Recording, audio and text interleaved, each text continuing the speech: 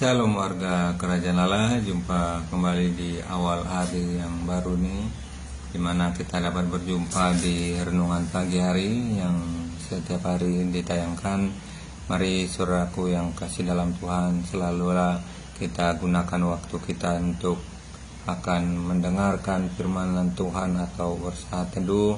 Percayalah ketika kita selalu ada waktu kita merenungkan firman Tuhan, disitulah kehidupan kita akan dibawa seperti kita akan dibawa hidup yang benar, berkata yang benar, dan berbuat yang benar. Mari kita sambut firman Tuhan dengan kita bersepakat bersatu di dalam doa.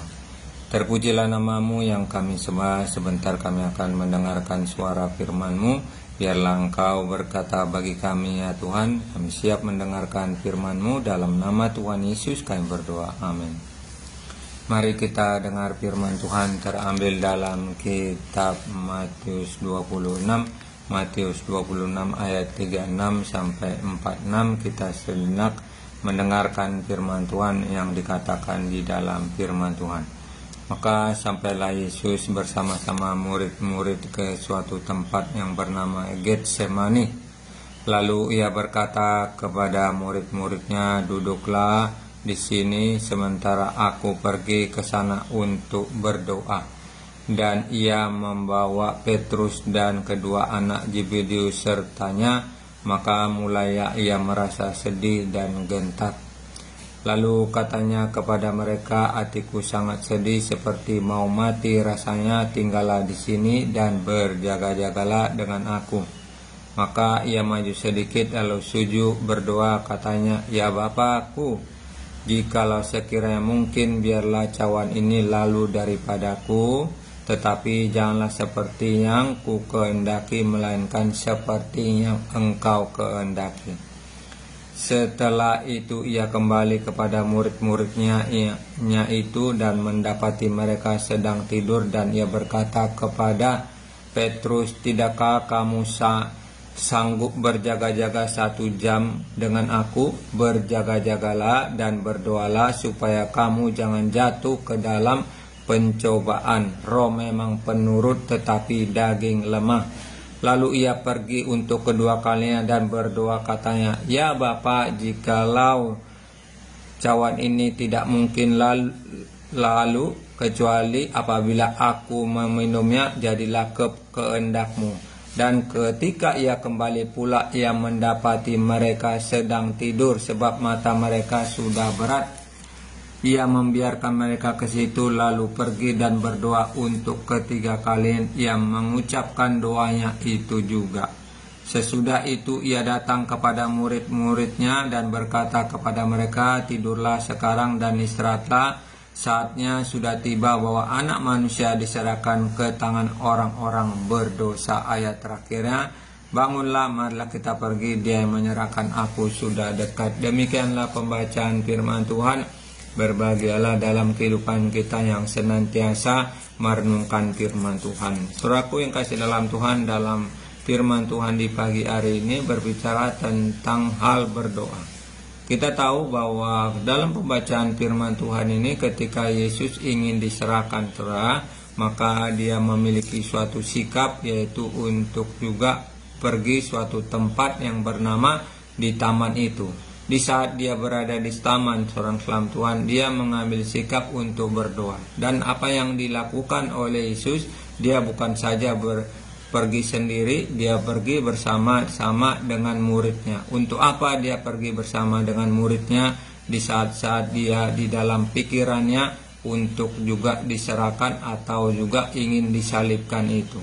Dia tahu bahwa waktunya tidak akan lama lagi, maka dia mengambil suatu sikap untuk berdoa. Hal ini sangat perlu ketika kita dalam kehidupan kita mungkin pernah dialami atau pernah dikatakan oleh seorang dokter, saudara, baik itu tentang penyakit, mungkin penyakit yang itu mungkin parah, penyakit itu susah disembuhkan, maka hal yang kita bawa seperti yang dapat kita lakukan seperti Yesus ini untuk berdoa.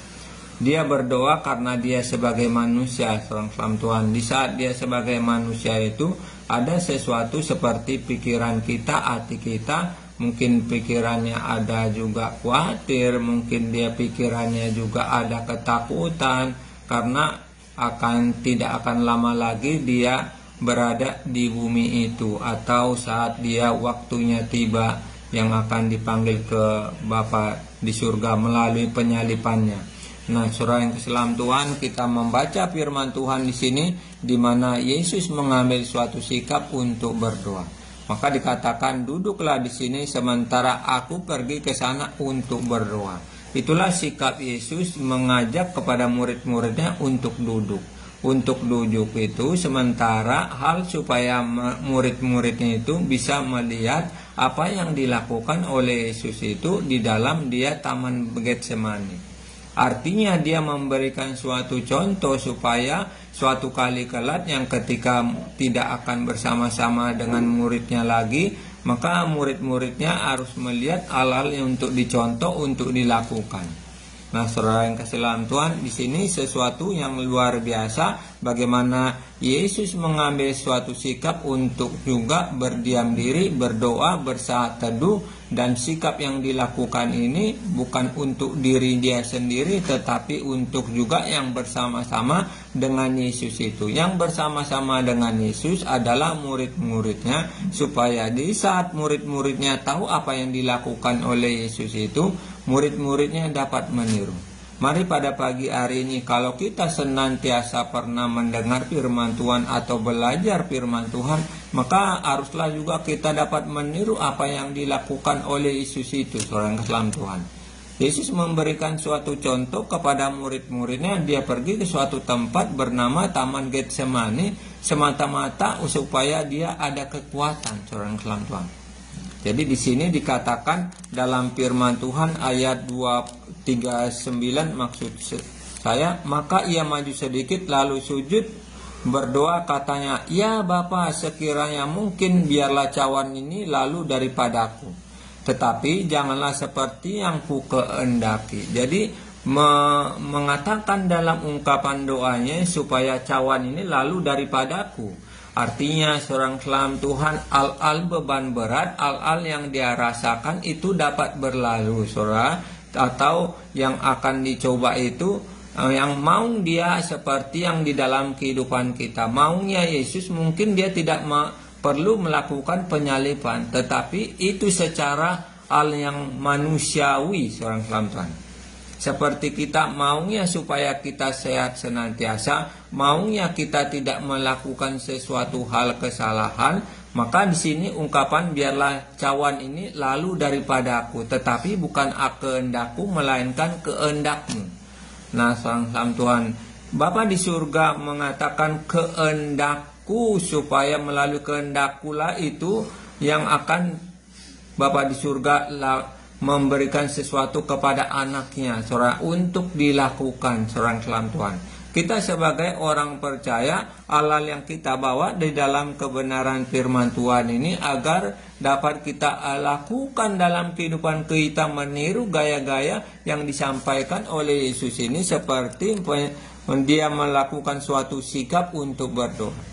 Maka dikatakan ayat berikutnya, tidakkah kamu sanggup berjaga-jaga 1 jam dengan aku? Dengan aku.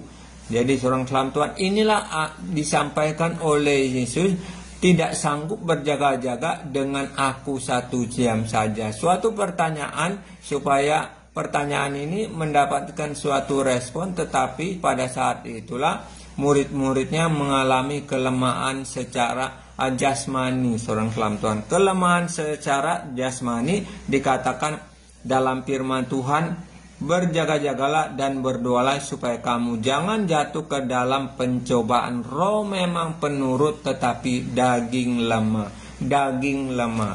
Nah, saudara yang kasih dalam Tuhan, kita harus tahu kondisi kita ketika kita mungkin kurang istirahat, atau kita mungkin umur kita udah mendekati masa yang ada kelelahan tubuh, seorang keselam Tuhan. Disinilah al daging kita bisa lemah.